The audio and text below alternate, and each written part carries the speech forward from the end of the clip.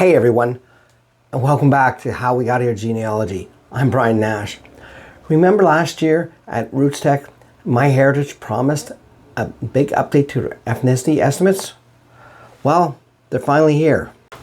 And in this video, I'm revealing my updated ethnicity breakdown, explaining why these changes happened, and most importantly, sharing why ethnicity updates, while fun, are not the most valuable part of DNA testing for genealogy. Stick around because every family has a story, and what you could discover about your family through DNA testing might just surprise you.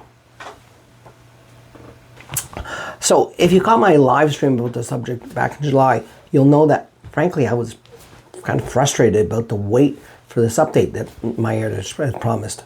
So well, it's finally here. Let's just see if the update was really worth the wait. So a few years ago, MyHeritage DNA results told me I was a mix of Irish, Scottish, Welsh, and Balkan, Finnish, even some Greek and Southern Italian. Now, while that all sounded very exotic, the problem was it didn't match anything I knew about my family's history. My research pointed strongly towards Scottish and Irish roots in Canada. So now that the update is here, I decided to dive back in, take a look at my updated results, and well, let's just say things have changed dramatically. All right, so here's a look at my old MyHeritage ethnicity breakdown. As you can see, it's a colorful mix. I've got a hefty chunk of Irish, Scottish, and Welsh all grouped together at 78.7% to be exact, which honestly wasn't a huge surprise. My genealogical research, as many of you know, was focused heavily on my Scottish and Irish ancestors who immigrated to Canada. But then things got interesting, with 10.7% Balkan, 6.1% Finnish, and even 4.5% Greek and South Italian. No, I'm no expert in genetics, but I'm pretty sure my family didn't spend any time hanging out in the Balkans or the Mediterranean. I mean, I've traced my family lines back generations, and there's just no evidence of that. So while these results were certainly intriguing, they didn't exactly align with the paper trail I'd been diligently following. It raised more questions than it answered. Was my research completely off base? Was there some secret branch of my family tree I knew nothing about? Or was something else going on here? Now, I'm not going to lie, I spent a little bit of time scratching my head over these results. I even started digging into Balkan history, just in case there was some hidden connection I'd missed. I did find some historical connections to Serbia and the Gaels. So, in fact, I even discovered a new favorite Irish band. Well, a Serbian band playing Irish music called the Orthodox Celts. But the more I researched, the more convinced I became that something was off, because these connections were before the time frame I would expect to see traces within my DNA. So what was the deal? Were these ethnicity estimates just completely wrong? Well, not exactly. Let's take a look at my updated results, and then I'll explain why these seemingly bizarre results actually make a lot more sense than you might think. And trust me, the changes are pretty dramatic. Folks, the moment of truth. After months of anticipation since RootsTech and a fair bit of frustration with the delays and lack of communication from MyHeritage, the updated ethnicity results are finally here, and well, prepare for some change.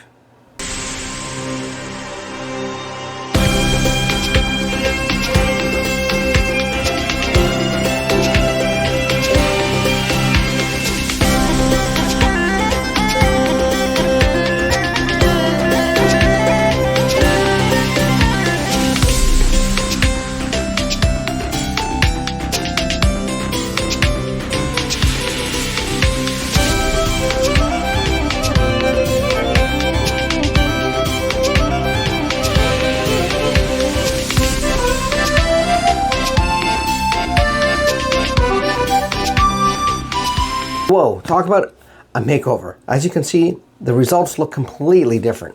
Gone are the Balkan, Finnish, and Greek, South Italian percentages. Instead, we're seeing a much more familiar picture.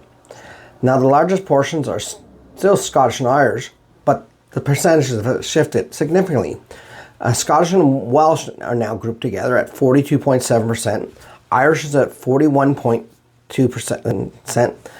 But that's not all. We also have 10.9% English, 4% Breton, and even 1.2% Dutch. This makes a lot more sense. My genealogical research has revealed that my ancestors who arrived in Canada on my father's side were from Ireland, and on my mother's side were from Scotland. So these updates reflected that much more accurately. The appearance of English, Breton, and Dutch, while not something I had explicitly researched, is entirely out of the realm of possibility, given the history of migrations and settlements in the region my family came from. It adds some interesting new avenues to explore. But what about those other ethnicities, the Balkan, Finnish, and Mediterranean connections? Did they just vanish into thin air? Well, not exactly. I'll explain why these dramatic changes happened and what it really means when your ethnicity estimates get a major update. And trust me, it's not as simple as you might think. There's a lot more to the story. Okay, so how did my ethnicity results go from a seemingly random mix of European regions to something that actually aligns with my family history? The answer lies in the way MyHeritage calculates these estimates. It comes down to something called a reference panel and some pretty complex algorithms. But don't worry, I'll explain it in a way that's easy to understand. Think of a reference panel like a giant library of DNA. It's a collection of DNA samples from people with well-documented ancestry in specific regions. The more diverse and comprehensive the library is, the better the ethnicity estimates will be. MyHeritage has been working hard to expand and improve the reference panels, and that's one of the main reasons for these updates. It's like adding more books to the library, giving us a more complete picture. They've also developed a new algorithm, which is essentially a set of instructions that the computer uses to compare your DNA to the reference panel.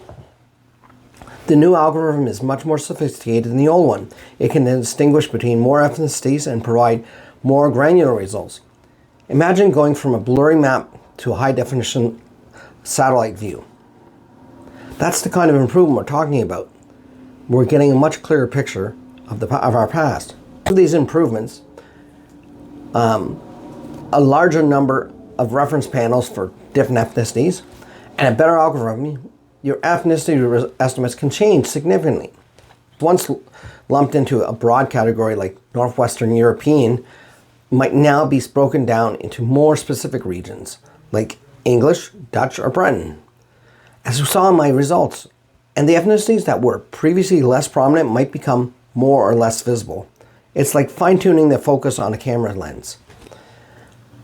But hold on a second. Before you get too carried away with these percentages, there's something crucial you need to know about ethnicity estimates and the role in genealogical research. And frankly, it might surprise you.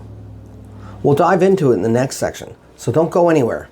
But before we dive into that, I want to hear from you. Have you taken a DNA test? Have your ethnicity estimates changed with recent updates? Share your experiences in the comments below. And if you're new to the channel and eager to learn more about uncovering your own family history, be sure to hit that subscribe button and notification bell. I've got a treasure trove of genealogical resources and fascinating stories waiting for you. Now, the appearance of English, Breton, and Dutch in my updated results is also interesting. While I haven't specifically researched those regions, it's not entirely surprising. The British Isles have a long, complex history of migrations and interactions with neighboring areas. It's quite possible that some of my ancestors had connections to those regions, even if those connections aren't immediately obvious in genealogical research. It's also important to remember that DNA inheritance is a random process.